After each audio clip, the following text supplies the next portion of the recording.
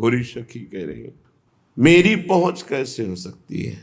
जहां नवनिभृत निकुंज में हमारी महारानी जो विराजमान हैं, जिनके श्री चरण को अपने कर कमल में लिए हुए महावर रचना अखिल कोटि ब्रह्मांड नायक परात्परीश भगवान श्री कृष्ण कर रहे हैं, जिनकी बेणी स्वयं अपने कर कमल से लालजू महाराज प्रभु बांध रहे हैं, वह मेरी पहुंच कैसे हो सकती है। जहां दिव्य श्री ललिताजू, विशाखाजू, चंपक लताजू, चित्राजू, तुंग विद्याजू, इंद्रलेखाजू, रंग देवीजू, श्री सुदेवीजू और समस्त सहचरियां आठों पहर भाव में डूबी हुई श्री स्वामिनी जू को दुलार करती रहती हैं, जहां की महिमा वेद भी नहीं जानता।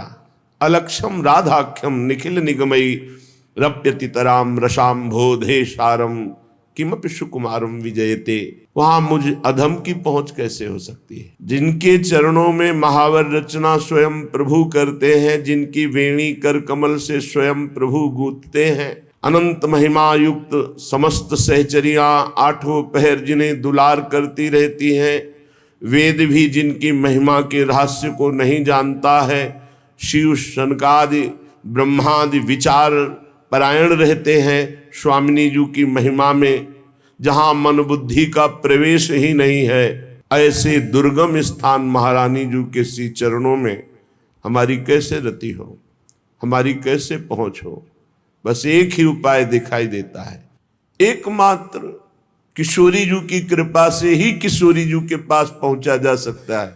लाडली जी से मिलने वाले हृदय की स्थिति अन्यत्र कहीं कोई अन्य आश्रय, अन्य भाव, अन्य चिंतन, अन्य रस परमार्थिक सुवाता नहीं है। स्वार्थिक विषय भोगों की तो बात जाने दो, अन्य परमार्थिक नहीं सुहाता है।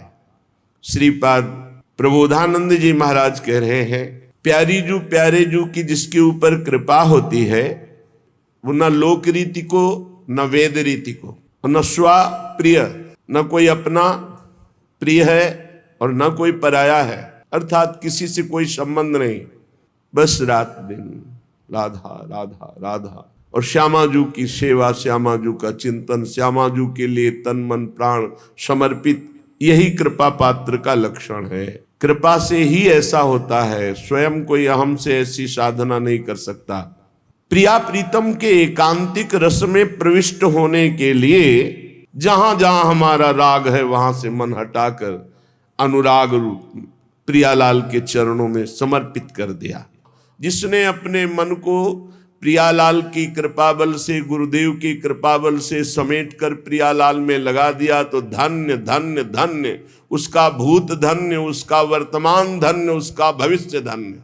अब उसकी दशा बदल जाती है, जो सब जगह से मन हटाकर प्रियालाल के चरणों में अर्पित कर देता है।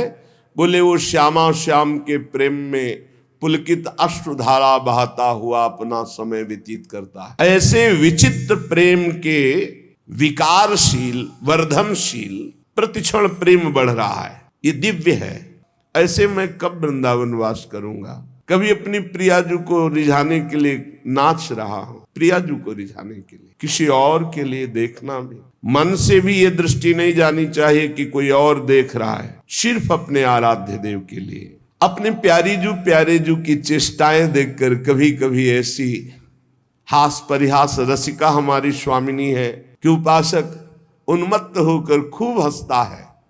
बहुत विनोद होता है प्रिया प्रीतम सहचरियों में, ये एकांतिक रस है। अचानक ध्यान बदल जाता है, अरे इतना समय हुआ अभी प्रियालाल मिले नहीं, चिल्ला चिल्ला कर रोने लगता है।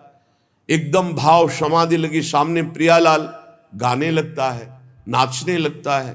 ऐसी प्रेम दशा, पुलकित शरीर, नेत्रों में अश्रु, हृदय में महान भाव, अपने प्रीतम श्री राधा मधुपति अर्थात श्यामा श्याम का ध्यान करते हुए रसोन्मत्त होकर मैं कब अखंड वृंदावन वास करूंगा। ये भक्ति, अगर इसको ज्ञान और वैराग्य का सपोर्ट न मिले तो प्रेम लक्षणा भक्ति तक नहीं पहुंच सकती, जो साधारण भक्ति है। इसे ज्ञान और वैराग्य की अत्यंत आवश्यकता है। महामहिम श्री कृष्ण द्वैपायन भगवान व्यासदेव जी द्वारा रचित श्रीमद् भागवत का जहां तक वो चाहे रसास्वादन किया जाए। सच्चित आनंद स्वरूप भगवान श्री कृष्ण को हम नमस्कार करते हैं। जो भगवान श्री कृष्ण जगत की उत्पत्ति, इसका पालन और इसका विनाश उनके एक संकल्प से होता है। आध्यात्मिक आदि दैविक आदि भौतिक तीनों प्रकार के तापों का जो नाश करने वाले हैं, जो सृष्टि का सृजन करते हैं, ब्रह्मा रूप से हरि रूप से पालन करते हैं और भगवान रुद्र रूप से अपने में लय कर लेते हैं, ऐसे सच्चिदानंद स्वरूप भगवान श्री कृष्ण को हम बार बार नमस्कार करते हैं। और महामहिम परमहंस शिरोमणि श्री सुखदेव जी को नमस्कार करते। एक बार नैमिषारण्य में, बड़ा पावन क्षेत्र है नैमिषारण्य, बड़े भजन के परमाणु हैं। 88,000 ऋषि और श्री शौनक जी उनके मुखिया हैं। 88,000 ऋषियों में सब विराजमान हैं और मंचाधीन श्री सूत जी महाराज हैं। तो सूत जी महाराज को 88,000 ऋषि और उनके मुखिया शौनक जी प्रणाम करके नमस्कार करके बोले। शौनक जी ने कहा, सूत जी आपके वचन जब निकलते हैं तो उनसे हमारे अज्ञान अंधकार का नाश होता है। हे सूत जी महाराज, आपके वचन करोड़ों करोड़ों सूर्यों के समान हैं, क्योंकि अज्ञान अंधकार का नाश कर रहे हैं। जब आप भगवान की चर्चा कहते हैं तो हमारे कानों में ऐसा लगता है अमृत रस, जो हम बड़ी बड़ी यज्ञ करके आनंद प्राप्त नहीं कर पाए, और आपके श्रीमुख से भगवत चर्चा सुनकर वो आनंद वर्तमान में मुझे प्राप्त हो रहा है। भक्ति, ज्ञान और वैराग्य से प्राप्त होने वाले महान विवेक की वृद्धि किस प्रकार से होती है, ये हम आपसे पूछते हैं। विवेक ये बहुत समर्थ परमार्थ का शुभट है। जिसके पास विवेक है वो माया को रौंद कर परास्त करके निश्चित परम पद को या ब्रह्मबोध तत्व ज्ञान जो चाहे वो प्राप्त करो। विवेक, ये वैष्णवजन भगवान की दुरंत माया मोह से अपना कैसे पीछा छुड़ाते हैं। ये घोर कलिकाल है, इसमें जीव की प्रायः स्वाभाविक आसुरी प्रवृत्ति होती, राक्षसी प्रवृत्ति।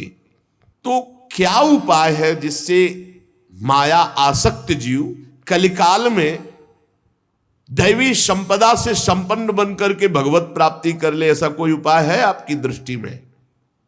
सूत जी, आप हमें कोई ऐसा शाश्वत साधना बताइए जो सबसे अधिक कम समय में हमारा परम कल्याण कर दे, सबसे अधिक बलशाली और कम समय में हमारा कल्याण कर दे।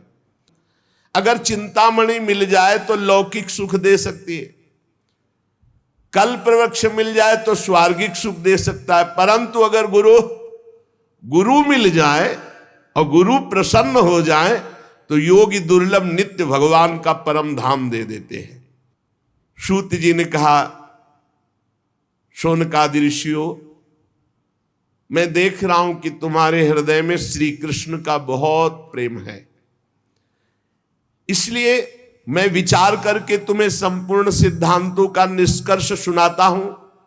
ध्यान से सुनो, ये तुम्हारे जन्म और मृत्यु के भय का नाश कर देगा। ध्यान से सुनो।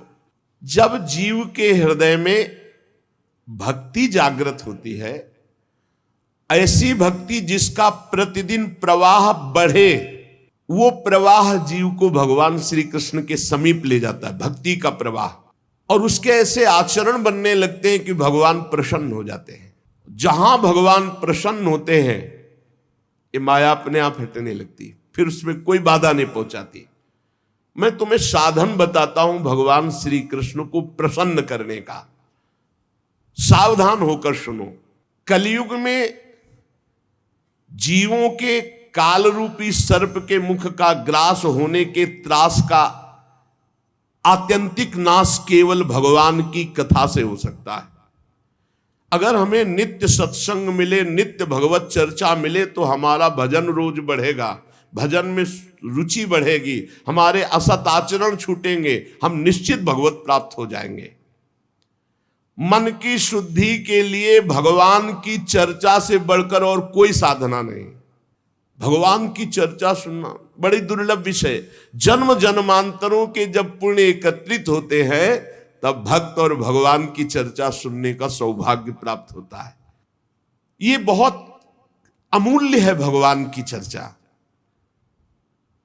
देखो, जब श्री सुखदेव जी महाराज राजा परीक्षित को कथा सुनाने के लिए उद्यत हुए तो देवता लोग अमृत का कलश लेकर के आए और कहा, महाराज, देवता अपना काम बनाने में बड़े कुशल होते हैं। नमस्कार किया और कहा, महाराज, ये अमृत कलश है, क्या करें? सुखदेव जी ने कहा, इसका क्या करें? नहीं, आप हमें कथा अमृत दे दीजिए और ये अमृत पिला दीजिए। परीक्षित को तक्षक सर्प काटेगा भी, तुम मरेंगे नहीं, क्योंकि अमृत का प्रभाव होता है, इसीलिए तो आप कथा सुना रहे हैं। उनको निर्भयता प्राप्त हो जाएगी अमृत से, और हमें सुना दीजिए कथा अमृत, जिससे हम मुक्त हो जाएंगे। हंस पड़े श्री सुखदेव जी, बड़े चतुर बनते हो। कहां एक कांच और कहां मणि? श्री सुखदेव जी ने हंसी उड़ा दी कि अरे जाओ, तुम ये कलश लेकर जाओ, तुम अधिकारी नहीं हो। दैन्य भाव से, आर्त भाव से अगर मांगते तो कुछ देने की जरूरत नहीं थी, अपने आप कथा सुनने को मिल जाती। लेकिन तुम अदला बदली कि हमें भगवदामृत पिला दो, ये हम देवामृत तुम्हें दे दे। ये कहां कांच और कहां भगवान श्री कृष्ण की चर्चा। तुम भक्त नहीं, तुम अभक्त हो। देखो, पहली हमारी मांग होनी चाहिए भगवत प्राप्ति, पर हर उपासक के मन में होती है आखिरी बात कि भगवत प्राप्ति तो हो ही जाएगी, हम भोग लेते हैं। कभी नहीं होगी ऐसे उपासक को। जो भगवत प्राप्ति को टालता है और अन्य भोगों को प्राथमिकता देता है, उसके लिए भगवत प्राप्ति बहुत दुर्लभ है। पूर्व काल में श्रीमद् भागवत के श्रवण से राजा परीक्षित को परम पद मिला, यद्यपि सर्प ने काटा था। ब्रह्मा जी को बड़ा आश्चर्य हुआ। उन्होंने सत्यलोक में साधनों को तौला, एक तरफ सब साधन और एक तरफ भगवान की पावन लीला कथा, तो सब साधन हल्के पड़ गए और भगवान की चर्चा सबसे भारी रही। भगवत लीला कथा ये सीधे भगवत प्राप्ति कराती है। कलयुग में भगवान की लीला कथा सुनने से तत्काल माया मोह का नाश होकर के भगवत प्राप्ति होती है। और कहीं सप्ताह विधि से जो श्रवण करते हैं कामना पूर्वक, उनकी जो कामना होती है, या पाप प्रायश्चित, पापों का नाश, कामनाओं की पूर्ति, भगवत प्राप्ति, सब कुछ इसमें सुलभ है। शौनक जी ने पूछा, सांसारिक प्रपंच से मुक्त एवं विचरणशील देवर्षि नारद जी, सनकादि के साथ संयोग कहां हुआ? वो विधि विधान के श्रवण में उनकी प्रीति कैसे हुई? सूत जी ने कहा, मैं तुम्हें वो भक्ति पूर्वक कथा सुनाता हूं। श्री सुखदेव जी का मैं अनन्य शिष्य हूं। सूत जी कह रहे, एक दिन विशालापुरी में चारों निर्मल ऋषि सनक सनंदन सनातन सनत कुमार सत्संग के लिए आए हुए थे। वहां उन्होंने देखा देवर्षि नारद जी को। शनकादि ने देवर्षि नारद जी के दर्शन से ही प्रश्न उत्पन्न हो गया और कहा, भगवान के भक्त का मुख उदास नहीं होता। अनासक्त पुरुष की ऐसी स्थिति किसी विशेष समस्या से होती। वो क्या समस्या है? देवर्षि नारद जी से सनकादि ने पूछा। नारद जी ने कहा, महाराज, मैं सर्वोत्तम लोक पृथ्वी लोक को इसलिए मानता हूं कि यहां बड़े बड़े महाभागवत भगवान के भजन करने वाले हैं। तो मैं पृथ्वी लोक में आया, यहां पुष्कर, प्रयाग, काशी, गोदावरी अर्थात नासिक, हरिद्वार, कुरुक्षेत्र, श्रीरंग, सेतुबंद, कई तीर्थों में मैं विचरण करता रहा, लेकिन मुझे इन सब तीर्थों में जाने पर जो शांति चाहिए वो नहीं मिली। क्यों? क्योंकि इस समय अधर्म के सहायक कलयुग ने सारे तीर्थों में अपना प्रभाव फैला रखा है। मैंने तीर्थों में देखा, देवर्षि नारद जी कह रहे, सत्य नहीं रह गया। तपस्वी शुद्ध तपस्या, जो बाहर भीतर की पवित्रता, दया, दूसरों के सुख के लिए दान, ये सब जा रहा है कलयुग का प्रभाव। बेचारे जीव केवल कैसे पेट पालन हो, सब असत्यभाषी हो रहे हैं। देवर्षि नारद जी कह रहे, कोई बिरला भगवान का आश्रित जो भगवत मार्ग में निरंतर चित्त को जोड़े हुए है, उसी के ऊपर कलयुग का प्रभाव नहीं। पैसा तय करके वेद का पाठ करना या शास्त्रों का श्रवण कराना, ऐसा निषेध ये कलयुग का प्रभाव है। देवर्षि नारद जी कह रहे हैं, शास्त्र तस्मात् शास्त्रम प्रमाणम, बोले चरित्र बेच करके उदर पोषण करने की वृत्ति, ऐसा दिमाग, नौकरी मिल जाए, रुपया मिल जाए, पद मिल जाए, चरित्र चला जाए, उसका कोई महत्व तो नहीं, ऐसा कलयुग बुद्धि को भ्रष्ट कर देता है। मैं ऐसे विचरण करते हुए भयानक कलयुग के दोषों को देखता हुआ परम पावन यमुना जी के पुलिन पर विराजमान जो श्री वृंदावन धाम है, जहां भगवान श्री कृष्ण की नित्य लीला हो चुकी है, हो रही है और होती रहेगी। मुनिवरों, मैंने एक बड़ा आश्चर्य देखा वृंदावन में। वहां एक बड़ी तेजोमयी दिव्य युवती खिन्न मन से बैठी है, उसके पास दो पुरुष वृद्धावस्था को प्राप्त अचेत पड़े हुए सांस ले रहे हैं। मैंने ये दूर से चरित्र देखा, कौतूहलवश पास गया। वो दिव्य तरुणी खड़ी हुई और प्रणाम करके व्याकुल होकर मुझसे कहने लगी, देवर्षि नारद जी, एक क्षण ठहर जाइए, मेरी चिंता को दूर कर दीजिए, क्योंकि आप जैसे संतों का दर्शन समस्त चिंता और पापों को नष्ट करने वाला होता है। नारद जी ने कहा कि देवी, तुम कौन हो? बहुत तेजस्वी हो, और ये दोनों वृद्ध पुरुष कौन है तुम्हारे, जो तुम इनकी सेवा कर रही हो? और बहुत सी कमल नयनी देवियां तुम्हें घेरे हुए हैं। तुम विस्तार से अपने दुख और अपना परिचय बताओ, दुख का कारण और परिचय। तो उस दिव्य युवती ने कहा, मेरा नाम भक्ति है, ये मेरे पुत्र हैं जो वृद्ध हो गए, ज्ञान और वैराग्य। समय के प्रभाव से, कलयुग के प्रभाव से मेरे पुत्र वृद्ध हो गए, ज्ञान और वैराग्य। ये जो मेरी सेवा में है, ये गंगादि दिव्य नदियां हैं। मैं समस्त देवियों से सेवित हूं, क्योंकि प्रेम लक्षणा भक्ति हूं। तपोधन, मैं अपनी कथा सुनाती हूं और सुनकर आप मुझे शांति प्रदान करें।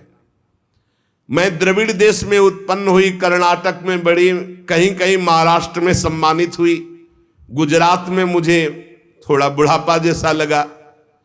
घोर कलयुग के प्रभाव से पाखंडियों ने मुझ भक्ति को क्षीण कर दिया है। पाखंड ने, बहुत काल से मैं दुर्बल, निस्तेज, अपने पुत्रों सहित।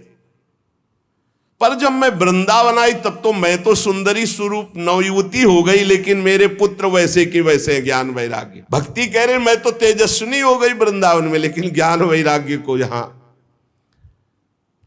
अब ये मेरे पुत्र ऐसे वृद्ध पड़े हैं, हम इनको छोड़कर मैं कहीं जा नहीं सकती। हम तीनों एक साथ रहते हैं, ज्ञान वैराग्य भक्ति। फिर ये विपरीतता क्यों? ऐसा होना चाहिए, पुत्र तरुण होना चाहिए, माता बूढ़ी होनी चाहिए। मैं तरुण हूं, मेरे पुत्र ज्ञान वैराग्य बूढ़े हैं। योग निधि, आप इसका कारण बताइए।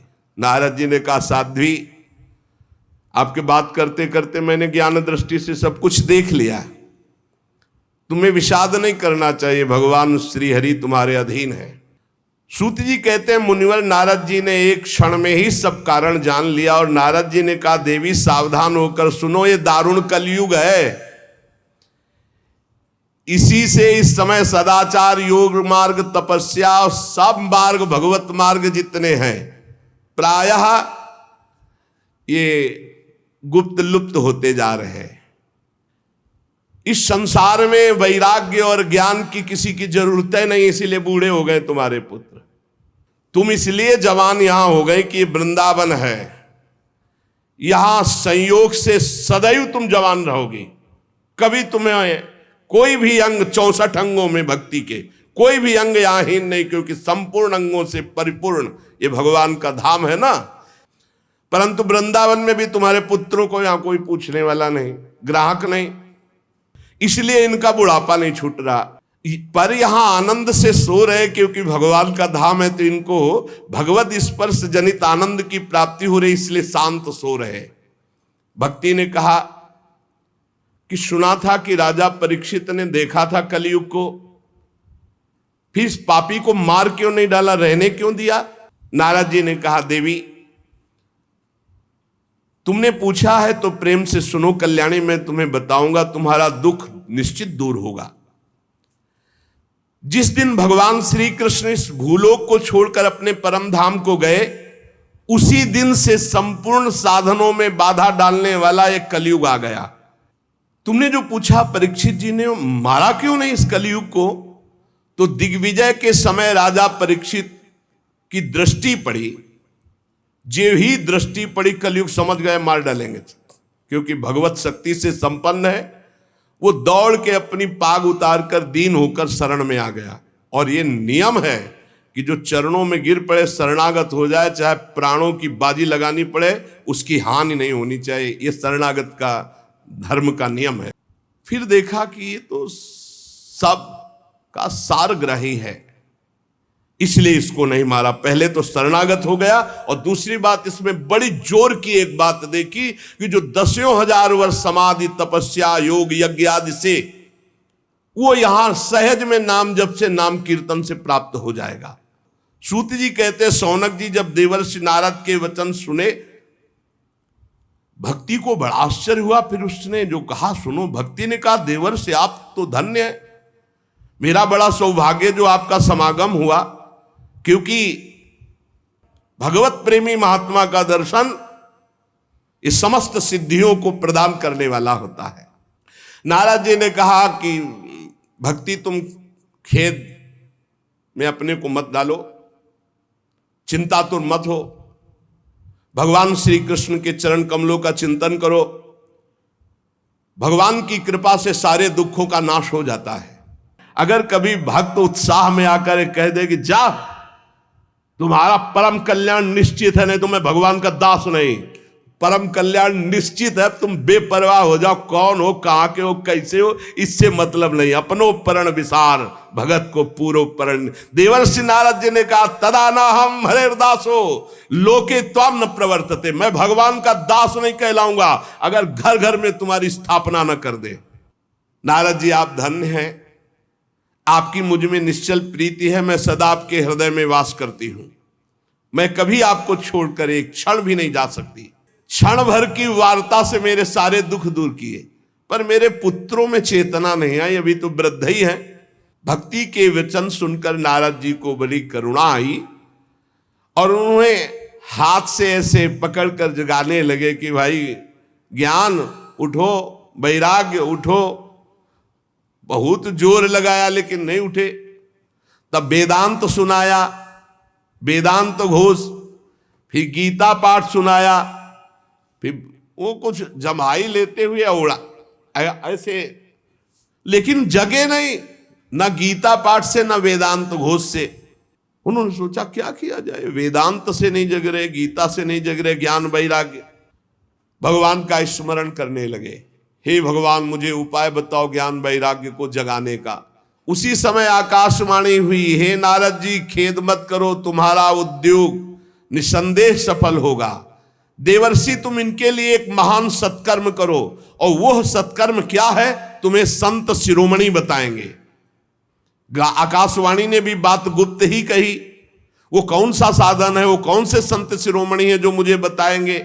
शौनक जी तब ज्ञान वैराग्य दोनों को वहीं छोड़कर नारद मुनि वहां से चले, और प्रत्येक तीर्थों में जा जाकर संतों से पूछते। बहुत पूछा लेकिन सबने कहा दुस्साध्य है। नारद जी बहुत चिंतातुर हुए और बदरी वन में आए। ज्ञान वैराग्य को जगाने के लिए निश्चय किया कि मैं यहाँ कठोर तपस्या करूंगा। इसी समय भगवान की प्रेरणा से करोड़ों सूर्यों के समान तेजस्वी सनक सनंदन सनातन सनत कुमार दिखाई दिए। नारद जी बहुत आनंदित हुए, परस्पर नमस्कार हुआ। नारद जी ने कहा, महात्माओं, आप मुझ पर कृपा करके शीघ्र वो साधना बतलाइए। सनक सनंदन सनातन सनत कुमार चारों ऋषियों में से बोले, देवर्षि आप चिंता मत करो, पहले तो प्रसन्न हो जाओ। उनके उद्धार का एक सरल उपाय पहले से विद्यमान है। जब संपूर्ण भागवत की चर्चा ज्ञान और वैराग्य भक्ति को सुनाई जाए तो तत्काल इनको बल मिलेगा, इनका कष्ट चला जाएगा और ये आनंद से उन्मत्त होकर नृत्य करेंगे। नारद जी, अब मैं भक्ति ज्ञान और वैराग्य को स्थापित करने के लिए प्रयत्न करूंगा। परमहंस शिरोमणि श्री सुखदेव जी के कहे हुए भागवत शास्त्र की कथा द्वारा उज्जवल ज्ञान यज्ञ करूंगा। यह यज्ञ मुझे कहां करना चाहिए, आप इसके लिए कोई स्थान बतला दीजिए। आप लोग वेद के पारगामी विद्वान हैं, इसलिए मैं सुख शास्त्र की महिमा सुनना चाहता हूं। इसकी विधि क्या है, कितने दिनों में सुने, कृपा करके बताइए। इस समय हरिद्वार के पास आनंद नामक एक घाट है, हमें लगता है वहीं इस ज्ञान यज्ञ का आरंभ किया जाए, आनंद घाट में। नारद जी के साथ सनकादि तुरंत वहां से पहले कथा स्थान आनंद घाट गंगा जी के तट पर गए। सिद्धों ने बात फैला दी, भगवान की अमोघ चर्चा होने वाली है हरिद्वार में आनंद घाट पर और बड़े महापुरुषों के द्वारा, इसलिए सब कथा का आनंद लें। तब कथा सुनाने के लिए दीक्षित होकर श्री कृष्ण परायण सनकादि नारद जी के दिए हुए श्रेष्ठ आसन पर विराजमान हुए। सभी ऋषि मुनि देवताओं सबने उनकी वंदना की। श्रोताओं में वैष्णव, विरक्त, सन्यासी, ब्रह्मचारी ये आगे बैठे। सबके आगे देवर्षि नारद जी, एक और ऋषिगण, एक और देवतागण, एक और वेद उपनिषद, एक और तीर्थ और दूसरी ओर जन साधारण स्त्री पुरुष, ये सब ऐसे विभाग करके कथा सुनने के लिए विराजमान हुए। सनकादि ऋषि महात्मा नारद को भगवत चर्चा का महात्म्य स्पष्ट करके सुनाने लगे। सनकादि ने कहा, हम आपको इसकी पहले महिमा सुनाते हैं। एक बार पूरी सम्यक 18,000 श्लोक सुन ले तो निश्चित उसको भगवत प्राप्ति हो जाएगी। और कहीं ध्यान देकर सुना तो प्रेम लक्षणा भक्ति जागृत हो जाएगी, जो मोक्ष को भी लघु करने वाली है। इसलिए इस कथा का सावधान होकर के आस्वादन करना चाहिए। जो पूरी कथा सुन लेगा तो श्रवण मात्र से श्री हरि हृदय में आकर विराजमान हो जाएंगे। इसमें 18,000 श्लोक, 12 स्कंद, श्री सुखदेव और राजा परीक्षित का संवाद। ये जीव तभी तक अज्ञानवश संसार चक्र में भटकता रहता है जब तक उसे भगवान की चर्चा सुनने को नहीं मिलती। जहां भगवान की चर्चा सुनने को मिली, मोह का नाश हुआ और भगवान की तरफ दौड़ पड़ता है। श्री सनकादि इस महामहिम भगवत शास्त्र की महिमा का वर्णन करते हैं। सुशेष चर्चा आगे। श्री राधा वल्लभ लाल की जय।